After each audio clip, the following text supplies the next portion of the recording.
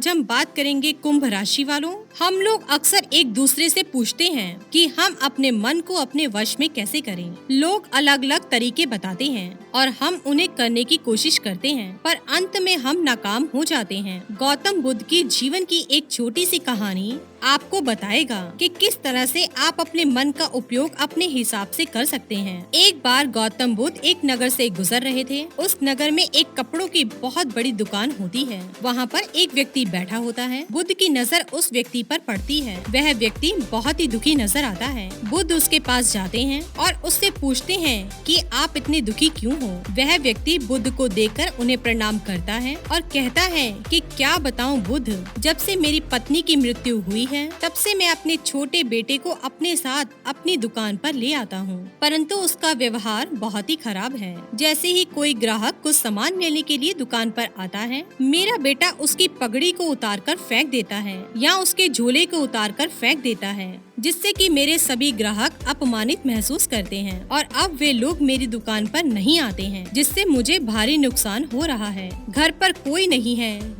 जिसके पास मैं अपने बच्चे को छोड़ नहीं सकता। मैंने अपने बेटे को बहुत समझाने की कोशिश भी करी, डांटा पीटा सब कुछ करके देख लिया, परंतु कोई भी तरीका काम नहीं आया। बुद्ध कहते हैं यदि तुम कहो तो मैं तुम्हारी सहायता कर सकता हूँ। बुद्ध की बात सुनकर उस व्यक्ति की आंखों में एक खुशी की चमक आ जाती है और वह व्यक्ति बुद्ध से कहता है, बुद्ध बड़ी कृपा होगी आपकी यदि आप मेरी इस समस्या का हल कर दे तो। परंतु बुद्ध उस व्यक्ति से कहते हैं कि मैं जो भी करूँगा उसमें तुम दखल नहीं दोगे और न ही कोई प्रश्न करोगे। तुम्हें मुझे यही वचन देना होगा। वह व्यक्ति बुद्ध को वचन देता है, आप जो भी करेंगे मैं उसमें बिल्कुल भी दखल अंदाजी नहीं करूँगा। अगले दिन बुद्ध उस दुकान पर पहुँचते हैं। बुद्ध अपने सर पर एक पगड़ी बांधे हुए होते हैं। वह बच्चा हमेशा की तरह बुद्ध के पास आता है और उनकी पगड़ी उतार कर फेंक देता है। बुद्ध मुस्कुराते हैं और उस बच्चे से कहते हैं, बहुत अच्छे बेटा, अब जाओ उस पगड़ी को उठा कर लेकर आओ। वह बुद्ध की बात सुनकर उस पगड़ी को उठाकर लाता है और बुद्ध को दे देता है। बुद्ध वहाँ से चले जाते हैं। अगले दिन बुद्ध एक लकड़ी लेकर आते हैं और एक कुल्हाड़ी लेकर आते हैं और दुकान पर आकर बैठ जाते हैं। वह बच्चा बुद्ध की पगड़ी को उतारने के लिए जैसे ही जाने वाला होता है तो बुद्ध उससे कहते हैं कि बेटा जाओ उस कुल्हाड़ी से उस लकड़ी को काट दो।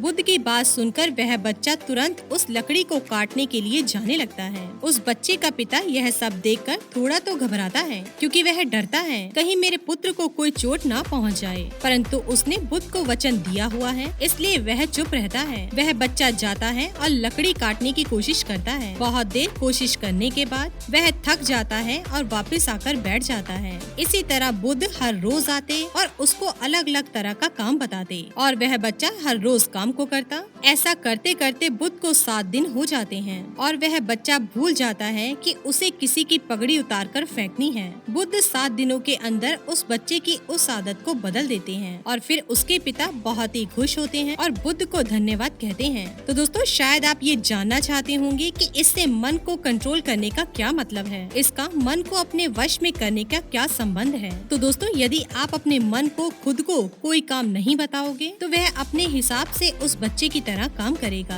आप हमेशा अपने मन से यह तो कहते हो, यह मत कर, वो मत कर, यहाँ मत जा, वहाँ मत जा, पर कभी आप उससे यह क्यों नहीं कहते, यह कर, वो कर, इसे कर, यहाँ जा। और दोस्तों, यही आपकी सबसे बड़ी गलती है। उस बच्चे की तरह हमारा मन भी हमारे वश में हो सकता है, परंतु यदि हम उसे काम बताएं, ना कि उसे रोकने का प्रयास करें। मन का स्वभाव है काम करना, कुछ सोचना, कुछ करना, और आज हमारे पास 2 विकल्प हैं। या तो मन को उसके हिसाब से काम करने दें या फिर हम उससे अपने हिसाब से काम करवाएं। अगर आप अपने मन के द्वारा अपने हिसाब का काम करवाना सीख गए तो आप पाएंगे कि आपका मन आपका इंतजार करेगा कि कब आप उसे आदेश देंगे। ज्यादातर काम मन अपने हिसाब से कर रहा है और यही सबसे बड़ी समस्या है।